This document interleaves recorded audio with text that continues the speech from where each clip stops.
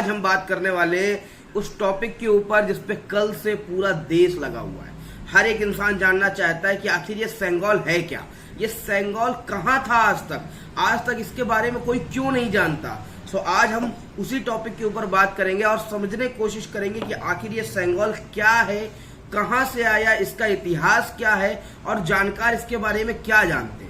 तो सबसे पहली चीज तो इस चीज को समझना हमारे लिए बहुत जरूरी है कि सेंगोल का इस्तेमाल किया क्यों जा रहा है। सेंगोल का इस्तेमाल बेसिकली हमारे राजदंड के रूप में किया जा रहा है। अब राजदंड होता क्या है, इस चीज को समझने से पहले हम थोड़ा सा सेंगोल के इतिहास की ओर आगे चल देते हैं कि सेंगोल का इतिहास क्या था और ये इसको किस तरीके से इस्तेमाल किया गया और क्यों, क्या है ये आखिर।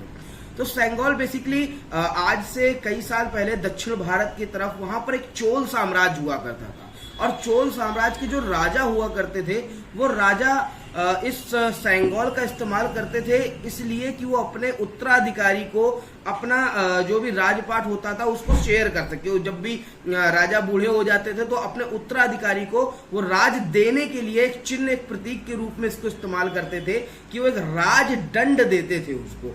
इसकी प्रथा बेसिकली चोल साम्राज्य से ही निकल कर आती है और चोल साम्राज्य से इस राजदंड का इस्तेमाल होना शुरू हुआ था। उसके बाद कई और भी जगहें जैसे मौर्य साम्राज्य, गुप्त साम्राज्य, यहाँ पर भी सेंगोल का इस्तेमाल किया गया। उसके बाद सबसे मुख्य जो सवाल आता है कि हमारे भारत में, और वो भी स्वतंत्रता के बाद अंग्रेज आए और उस समय तक ये सेंगोल था कहाँ, इतना बड़ा सोने की चीज ये क्यों नहीं गायब हुई। अंग्रेजों ने तो सब लूट के ले गए, सब कुछ ले गए, ये गया तो गया कहाँ आखिर और अभी तक ये कहाँ था। तो मैं आपको थोड़ी सी इसकी जानकारी दे दूं।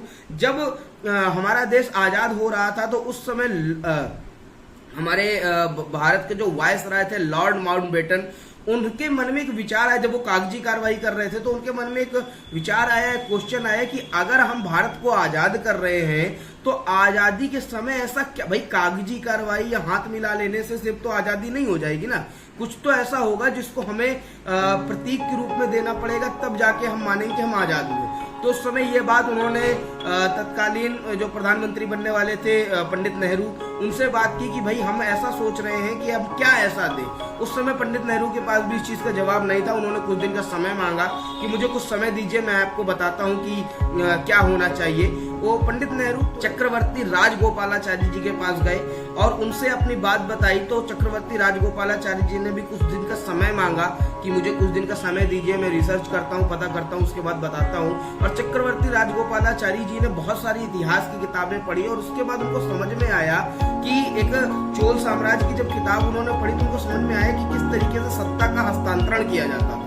और उसके बाद ही ये प्रक्रिया उन्होंने नेहरू जी को बताई कि नहीं, इस तरीके से हम राजदंड देकर कहते हैं कर सकते हैं। तो नेहरू जी ने तुरंत इस चीज पे एग्री कर दिया कि ठीक है, हम इस तरीके से करेंगे। परंतु इसके ऊपर एक और चीज थी कि जब भी ये राजदंड दिया जाता था वो तो वहाँ के जो गुरु होते थे उनके हाथों दिया जाता। तो तमिलनाडु में एक संस्था जो भी अपना इसी सेंगोल को कहते सुरक्षित रखती थी, उस संस्था से बात की गई और वहाँ के मुख्य व्यक्ति ने इसको बनाने की जिम्मेदारी ली।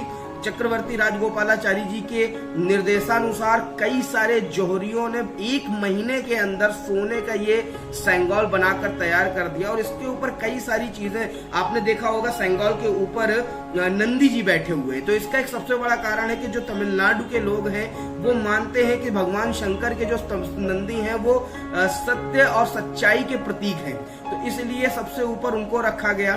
और उसके बाद ये पूरा सोने की सेंगोल को बनाया गया। इसके साथ साथ इसका और भी कई सारा क्या हुआ कि जब ये बन के तैयार हो गया तो उसको वापस से लॉर्ड माउंटबेटन के पास लेके गए। उन्होंने इनको नेहरू जी को सौंपा और नेहरू जी ने उसके बाद अपनी सत्ता का हस्तांतरण करवाया। उसी के बाद से अंग्रेज हमारे देश को छोड़कर गए हैं और उसके बाद ही नेहरू जी ने इस जो सेंगोल था इसको कहीं सुरक्षित जगह रखवा दिया था। बेसिकली लोगों के दिमाग में क्या था, ये गायब सा हो गया था, किसी को पता ही नहीं था कि ये है का और कहाँ गया, कैसे गया, कुछ नहीं पता था। तो इसके बारे में मैं आपको बता देता हूँ कि अभी तक ये बेसिकली था कहाँ। सेंगोल बेसिकली अभी तक प्रयागराज के आनंद भवन संग्रहालय में सुरक्षित रखा हुआ था। तभी कुछ दिनों पहले, 3 से 4 दिन पहले गृह मंत्री जी ने जब इसके बारे में ऐलान किया तो फिर ये सारी निकल के आई कि हाँ, उस संग्रहालय से उसको निकाला जाएगा, प्रधानमंत्री जी नए संसद भवन में उसको स्थापित करेंगे और ये सारी जानकारियां आई। जितना मुझे जानकारी है, मैंने रिसर्च की है, तो मुझे ये पता चला कि जब नया संसद भवन बन रहा था उसके बीच में ही माननीय प्रधानमंत्री जी के पास ये खबर गई कि सेंगोल नाम की कोई चीज है, ऐसी चीज है। उन्होंने इसके बारे में रिसर्च करवाया, उसके बाद उन्होंने फैसला लिया कि सेंगोल को हम नई संसद भवन में स्पीकर की कुर्सी के जस्ट बगल में स्थापित करेंगे, क्योंकि सबसे अच्छा सम्मान वहीं पर हो सकता है इसका, और यह देश के इतिहास के लिए बड़े ही गौरव का पल है। मैं आपको बता देना चाहूंगा कि इसका जो स्थापना होने वाली है वो माननीय प्रधानमंत्री जी द्वारा खुद नए संसद के उद्घाटन के दिन स्पीकर के सीट के बगल में रखी जाएगी, ताकि हम अपने देश की पुरानी जो सभ्यताएं हैं, पुराने इतिहास है, उसको जान सकें और उस पर गर्व कर सकें, क्योंकि ये हमारे देश का प्रतीक है। आगे आने वाले समय पे भी कभी भी किसी तरीके के सत्ता हस्तांतरण किया जाएगा तो इसका प्रयोग किया जाना चाहिए, क्योंकि बेसिकली हमारे यूथ को इसके बारे में कुछ नहीं पता। आज नया नया ये एकदम से आया, हम लोग चौंक गए कि ये क्या है, कहाँ था ये, क्या चीज है, ये कुछ ही नहीं पता था हमें, और आज हम उसको देख रहे हैं। सो हमें इस चीज की जानकारी बहुत होनी चाहिए। और मैं लास्ट में एक चीज आपको रहस्य की बात बता देता हूं कि इस सेंगोल का असली रहस्य क्या है। ये सेंगोल बेसिकली नेहरू जी के बाद से इतना ज्यादा गायब कर दिया गया कि किसी को कुछ पता नहीं चला, लेकिन असलियत ये है कि ये सिर्फ हमारे पुराणों में ही नहीं, सिर्फ गुप्त साम्राज्य, चोल साम्राज्य, मौर्य साम्राज्य नहीं, उसके पहले भी सतयुग में भी इसका कई बार वर्णन किया गया, कई सारे वेदों में इसका वर्णन किया गया है। सो आई होप ये जानकारी आप लोगों को अच्छी लगी होगी, आप लोगों ने एंजॉय किया होगा इस जानकारी को, और साथ ही साथ समझ पाए होंगे कि सेंगोल क्या है, कहां से आया, इसका इतिहास क्या था और इसका रहस्य क्या है। सो अगर वीडियो अच्छी लगी हो तो लाइक करें, कमेंट करें, सब्सक्राइब करें, और नई जानकारियों के लिए कमेंट में जरूर लिखें।